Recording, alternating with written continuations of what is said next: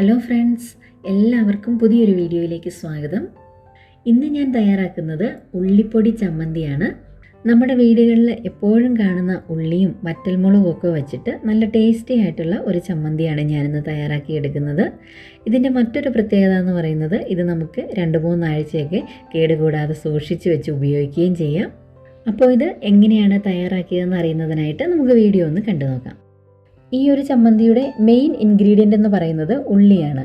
ഞാനിവിടെ 250 ഗ്രാം ഉള്ളിയാണ് എടുത്തിരിക്കുന്നത്. അത് നന്നായിട്ട് തൊലിയൊക്കെ പൊളിച്ച് കളഞ്ഞ് കഴുകി വൃത്തിയാക്കി ഇതുപോലെ ചെറുതാക്കി അരിഞ്ഞെടുത്തിട്ടുണ്ട്. ഇനി വേണ്ടത് വറ്റൽമുളകാണ്. ഞാനിവിടെ നല്ല എരിവുള്ള ടൈപ്പ് 20 വറ്റൽമുളകാണ് എടുത്തിട്ടുള്ളത്. പിരിയൻ മുളകിൻ്റെ വറ്റൽമുളക് ഉണ്ടെങ്കിൽ അതാണെങ്കിലും എടുത്താൽ മതിയാവും. അതാണെന്നുണ്ടെങ്കിൽ എരിവ് വളരെ കുറവായിരിക്കും. ഇനി ഇതിലോട്ട് ചേർക്കുന്നതിനായിട്ട് 3-4 തണ്ട് കറിവേപ്പിലയും കൂടെ ഞാൻ എടുത്തിട്ടുണ്ട്. ഇനി നമുക്ക് ചമ്മന്തി തയ്യാറാക്കി തുടങ്ങാം. അതിനായിട്ട് ഞാനിവിടെ ഒരു കടായി ചൂടാക്കി അതിലോട്ടൊരു 4 ടേബിൾ സ്പൂൺ എണ്ണ ഒഴിച്ച് കൊടുത്തിട്ടുണ്ട്. ഇതിലോട്ട് ഞാൻ മുറിച്ച് വെച്ചിരിക്കുന്ന വറ്റൽമുളകാണ് ഇട്ട് കൊടുക്കുന്നത്. അതിൻ്റെ ഞെട്ടൊക്കെ ഒന്ന് പറിച്ച് കളഞ്ഞതിന് ശേഷം ചേർക്കുക. വറ്റൽമുളക് മുറിച്ചെടുക്കുന്ന സമയത്ത് ഇതിൻ്റെ കുരു വേണമെങ്കിൽ നിങ്ങൾക്ക് മാറ്റാവുന്നതാണ്. അപ്പോൾ അങ്ങനെയാണെന്നുണ്ടെങ്കിൽ എരിവ് കുറഞ്ഞിരിക്കും.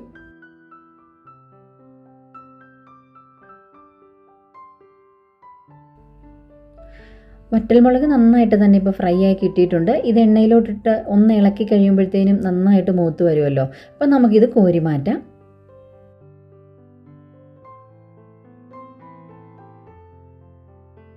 ഇനി നമുക്ക് കറിവേപ്പില ഇട്ട് കൊടുക്കാം. കറിവേപ്പിലയും ചൂടായ എണ്ണയിലോട്ടിട്ട് ഒന്ന് ഇളക്കി കഴിയുമ്പോഴത്തേനും നന്നായിട്ട് മുരിഞ്ഞ് അത് ഫ്രൈ ആയി കിട്ടുമല്ലോ. അപ്പോൾ നമുക്ക് ഇതും കോരി മാറ്റി എടുത്ത് വയ്ക്കാം.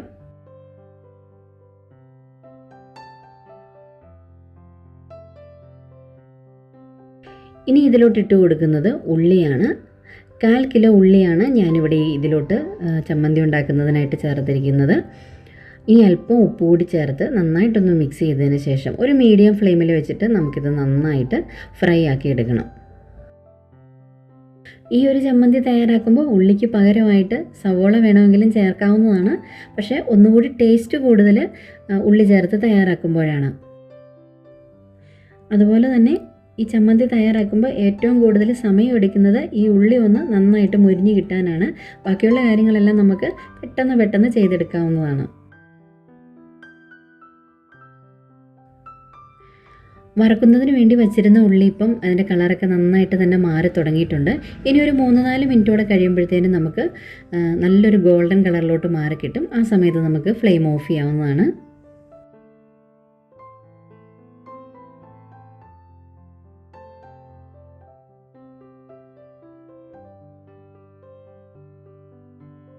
ഇത് തയ്യാറാക്കി വെച്ച് കഴിഞ്ഞാൽ കപ്പയുടെയോ ചോറിൻ്റെയോ ഒക്കെ കൂടത്തിൽ, ഇനി അത് മാത്രമല്ല ചപ്പാത്തിയുടെയോ അല്ലെങ്കിൽ അപ്പത്തിൻ്റെയൊക്കെ കൂടത്തിൽ, മറ്റ് കറികളുടെ കൂടത്തിൽ ഇതും കൂടി ഒരു തൊടുകറിയായിട്ട് എടുത്ത് നമുക്ക് കഴിക്കാവുന്നതാണ്.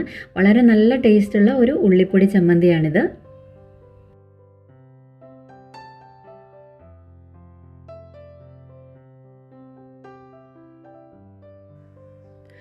ഇതാ ഇപ്പം ഉള്ളി നല്ലൊരു ഗോൾഡൻ കളറിലോട്ട് മാറിയിട്ടുണ്ട്.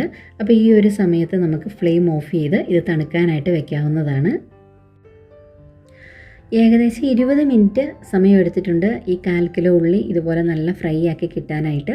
അപ്പോൾ ഇനി ഈ ഉള്ളി തണുക്കുന്നതിന് വേണ്ടിയിട്ട് നമുക്ക് മാറ്റി വയ്ക്കാം.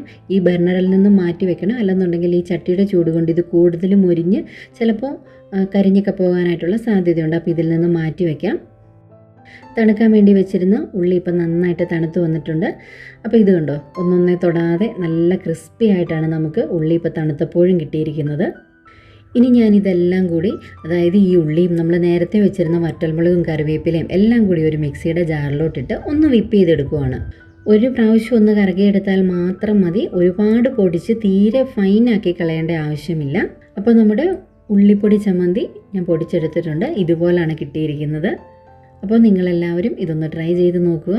ഇതിനെക്കുറിച്ചിട്ടുള്ള അഭിപ്രായങ്ങളും നിർദ്ദേശങ്ങളും ഒക്കെ കമൻസായി അറിയിക്കാം. പുതിയൊരു വീഡിയോയുമായിട്ട് നമുക്കുടൻ തന്നെ വീണ്ടും കാണാം.